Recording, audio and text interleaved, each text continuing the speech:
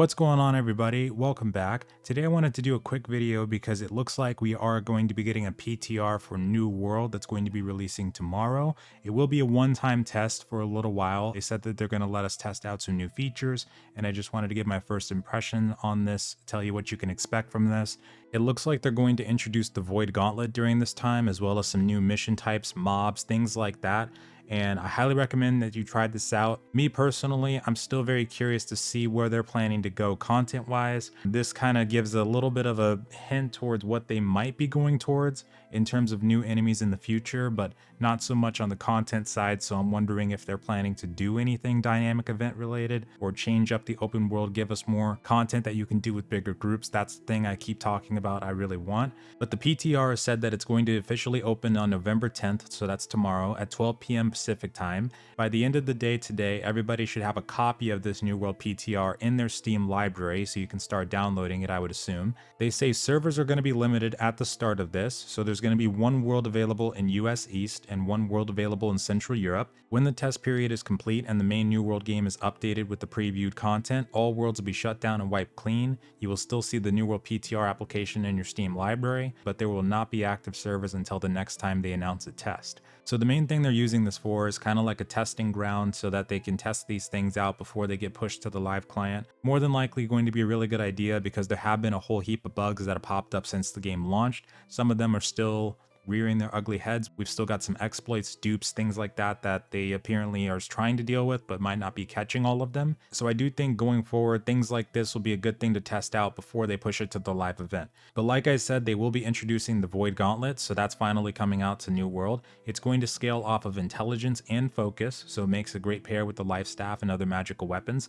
I'm personally going to try it with the sword and shield. I plan on trying something like that to see how it works. We did of course see a lot of leaks and things like that over the past couple of months when it came to the Void Gauntlet, the skills and stuff like that, but it will feel a lot better actually trying the weapon out for the first time. We also are going to be getting new missions and mob types, so we're going to be seeing some mobs from the north, these raiders who look more like, they actually remind me of medieval knights or templars, and I'm kind of wondering if this will give a hint to what we might see civilization wise in the future. I hope so, because there is lore embedded in the game already for Camelot, so King Arthur, there's stuff like that. Of course there's a lot of other civilizations that are embedded in the lore already too. There's a lot of potential here, but like I said, I'm still waiting on the roadmap to see how things go, but it looks like we will be able to see these guys tomorrow. They're going to be scattered on the beaches of First Light and Monarch's Bluff, and there apparently is going to be an entire fort that they've captured in Everfall. It says that they're going to be between levels 16 and 20, so in-game players are not going to get that big of an experience out of it, but what I would love to see, and this is something that I've talked about for a while, is they really do need to put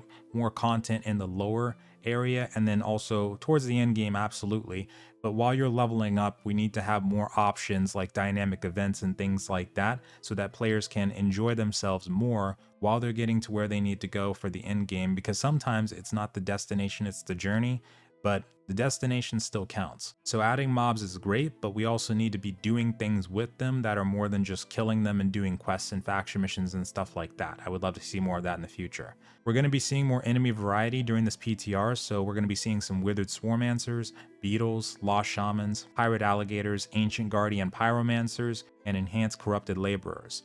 These ones also seem like they're going to be low level as well. We're also going to be seeing some new enemy quests, and these are going to be related to the raiders that we just talked about. New legendary weapon quest line for the Void Gauntlet specifically, so that makes sense that we're going to get that because every time they introduce a new weapon, they normally do that. Improved main story quest line, this is one of the ones that I'm most curious about. It looks like quests are going to be improved in the main story with new tasks and quest variants, including wave events, destructible objects, and proximity nodes for tracking. The wave event one is the one that most interests me. I wish they would do something like that, but add it into like an actual event that you could do in the game. Not the invasions, of course, but something else in the open world would be really cool. But I do hope that we'll get to test that as well.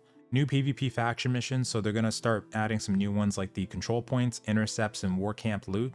This seems like something that will allow us to get more out of the PvP faction missions in terms of fights, and it's going to get people in the same places, I would imagine, especially if we're all going to be going to the fortresses. However, I was going to make a video about the faction missions and how I prefer the system that was in Alpha 2, because I feel like it was a lot better back then when we could actually see which points of interest we were going to, and we could set up a rotation, and they were actually very good for progression, because right now they're just something you do for like getting faction tokens, pushing the influence, but I feel like they could be a little bit more on the experience side. And the last thing, not counting the PTR FAQ, which I do recommend that you check out, is that all trading posts will be linked and they're now going to be unified. So we're going to be able to buy and sell the same results from any trading post in the world. Fees for buy and sell orders are defined by settlement that you'll be posting from. Additionally, transaction tax on the purchases made are defined by the settlement in which you are making the purchase. Now it's funny, this is something I thought they would never do. And also I wanted to add on to this because the economy is something that we're starting to see is dwindling in certain areas. Like it's getting impacted largely because of the duping and exploits and everything like that was going on.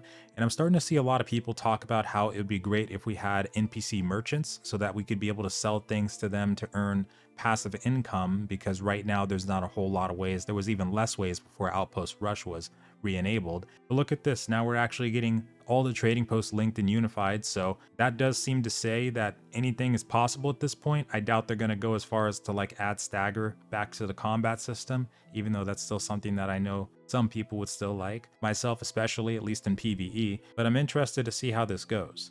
For the PTR FAQ, the main ones I want to talk about is everyone with the copy will be automatically granted access to the secondary PTR.